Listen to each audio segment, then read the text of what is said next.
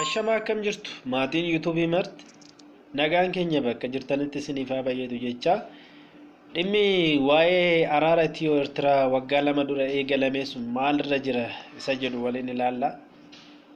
Maamila keenya warri taatan yaadichi yoo isinitti tole laayik gochaa yaada keessaniif immoo koomentii jalatti nuuf barreessaa isiniin jenna. Warri YouTube keenyaaf haarawaa taatan immoo subscribe gochuun nu hordofaa nu deeggara jecha agadumaatti nu hordofan affeerraa keenya.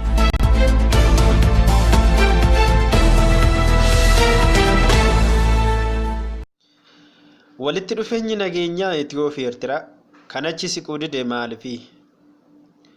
Lollis ta'ee nageenya osoo hin jiraatin waggoota 20 kan tureef boqonnaa haarawaa fida jedhamee abdiidhaan eeggamaa kan ture. Walitti dhufeenyi nageenyaa erga eegalee waggaa 2 lakkoofsiseera.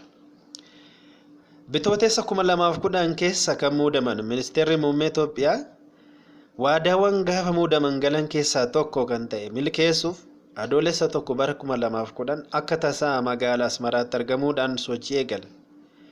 Haga guyyaa sanaatti garuu waadaa afaan irra kan darbe mootiin Itoophiyaa kamuu godhanii kan hin beekne murannoo nageenyaa biyyoota lamaaniif bu'uura jedhamee kan turedha.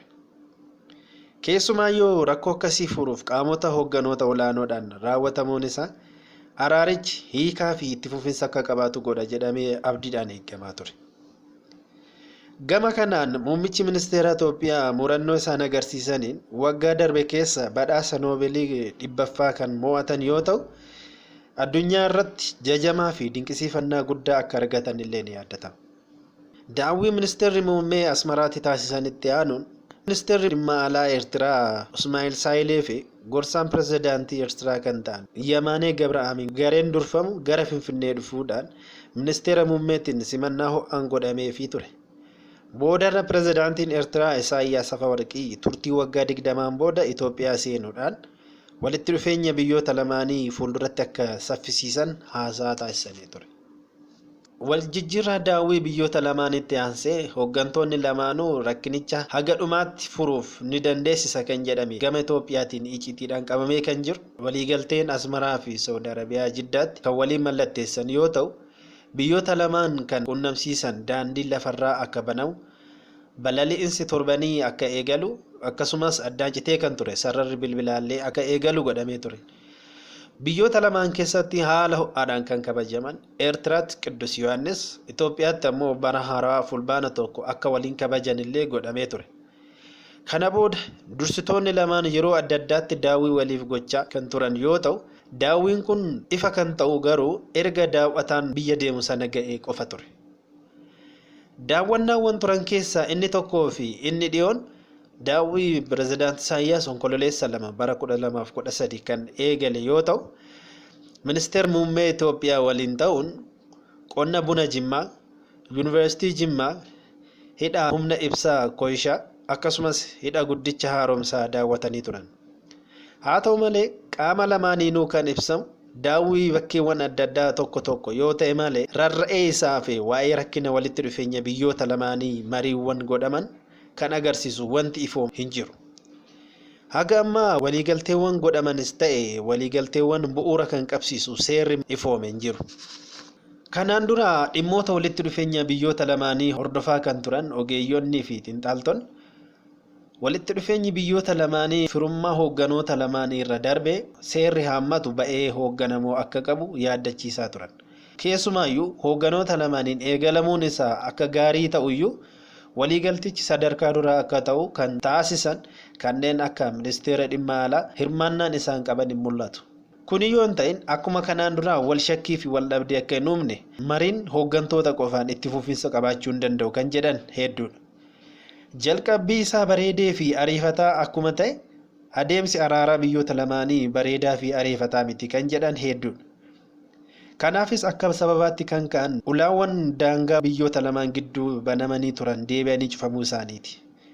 Kanas ta'esanis walitti dhufeenyi Ethio Ertiraa hoogganoota lamaan irra darbee uummataaf faayidaa kennaa akka hin jirre xiinxaltoonnii fi qorattoonni yeroo hedduu lafa kaa'aniiru. Yuunivarsiitii Loondonitti mana barumsaa qorannoo Afrikaa Orientaalitti qorannoo eebbaa isaanii bara 2011 walitti dhufeenya biyyoota lamaan kanaa kan qoratan Abduu Usmaan Umaddin waliigaltichi nagaa dhaabbataa fi itti fufaa fiduu kan danda'udha jedhee gaafata.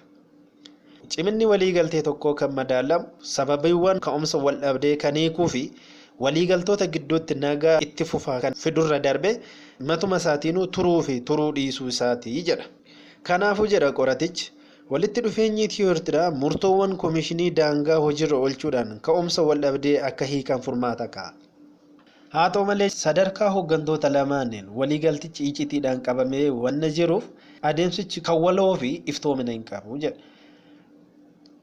Uummata biyyoota lamaanii fi humnoota siyaasaa akkasumas hawaasa bal'aa kan qoqqobedha jechuudhaanis ni qeequ. Waliigaltee biyyoota lamaaniif kan barbaachisu murtoo koomishinii daangaa hojiirra oolchuuf raayyaa Itoophiyaa baadimmee irraa kaasuu qofa barbaada jechuun kan eeran Abduun kun immoo tarii waliigaltee TPLF'n ala kan ta'u miti jedha. Waliigaltichi kan naannoo yookiin kan qaxanaa taasisuuf walitti dhufeenya Jibuutii fi Eertiraa gidduu jirullee furuu ni gaafata jedha. Araara Eertiraa raawwachuuf Itoophiyaadhaaf daandii seensaa fi ba'insaa kan taate Jibuutii mufachiisuu ni mala. Kanaafuu Jibuutiin TPLF waliin araaricha gufuu ta'uu ni maltii jedhee shakka. Keessumaayyuu ammatti wal dhabdeen mootummaa federaalaa fi TPLF gidduu jiru araarichatti gufuu guddaa akka ta'u shakkiin qabu. Waliigalteen biyyoota lamaanii kun hirmaachisaa ta'uu dhabuu isaatiin qaama sadaffaa hirmaachisuu dhiisuu isaatiin waliigaltichi bal'aa ta'uu isaatiin akkasumas yeroo fi daandii hojiirra oolmaa dhabuu isaatiin qaamonni lamaanuu gufuuwwan keessa isaanii jiran waliigaltee qaama lamaan irratti xiyyeeffannoo akka godhan waan isaan taasisuuf rakkoowwan jiraniif saaxilamuun hin hafu jedha qorataan Abduun. Biyyoonni lamaanuu waliigalticha ilaalchisee hirmaachisaa fi adeemsa dimookiraasii hamma hin hordofnetti nagaatti fufaa fiduuf qorumsa hambisuun hin danda'amu. Kanaaf nageenya haarawaan kun bu'aa dhabuu malaa jedha qorataan. Iccitiin adeemsa nageenya kana marsee jiru gaarummaa hooggantoota lamaanii irratti gaaffii guddaa kaasa. Kanneen akka TPLF paarlaamaa fi hawaasa bal'aa qoqqobanii nagaa fiduun hin danda'amu jedhee ibsa. Akka lakkoofsa Awurooppaatti Oktoobar 11 bara 2020 dhaabbanni qorannoo nageenyaa waliigalteen nageenya Ethio Ertiraa bu'aan isaanii eegama mata duree jedhuun maxxansiise barruun Salaam Taaddaseetiin barraa'e baay'een abdii irra kaawwame kan turee fi ummatoota biyyoota lamaaniif gama hawaasummaa fi dinagdeetiin faayidaa argamsiisa jedhamee eegame bu'aa tilmaamame hin argamsiifne jedhamee qeeqama. Kanaaf akka sababa guddaatti kan ka'u wal dhabdee mootummaa federaalaa fi mootummaa naannoo Tigraay fi akkuma durii mootummaa naannoo Tigraay fi wal dhabdee Eertiraatii jedhamee jira. Eertiraa wajjin daangaan jiru naannoo Tigraay wajjin. Baadimmeen bulchiinsa mootummaa naannoo Tigraay jala waan jiruuf hooggantoonni TPLF murtoon koomishinii daangaa hojiirra ooluu jedhu. Haa ta'u malee adeemsa araarichaa kan eegalame Finfinneerraa yoo ta'u abbaan dhimmaa TPLF wajjin mariin hin adeemsifamne. Qoqqobbiin akkanaa akka addunyaatti poolisii dhimmoota alaatti hooggansaa fi filannoo garaagarummaa kanneen kana fakkaataniin hooggansa muummicha ministeeraa Abiyyi fi hooggantoota TPLF gidduu garaagarummaa bal'isee jira.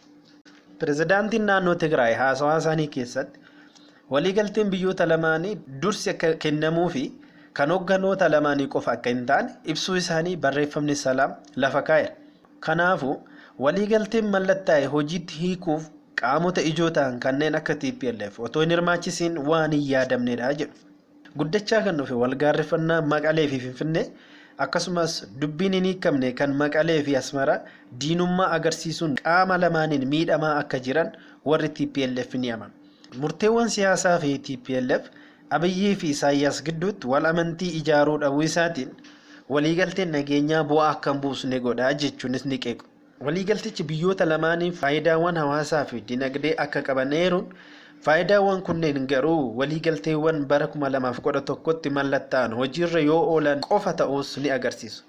Haa ta'u malee hunduma dursuu kan qabu dhimma mootummaa federaalaa fi mootummaa naannoo Tigraay qabbaneessuu akka ta'e ni himama.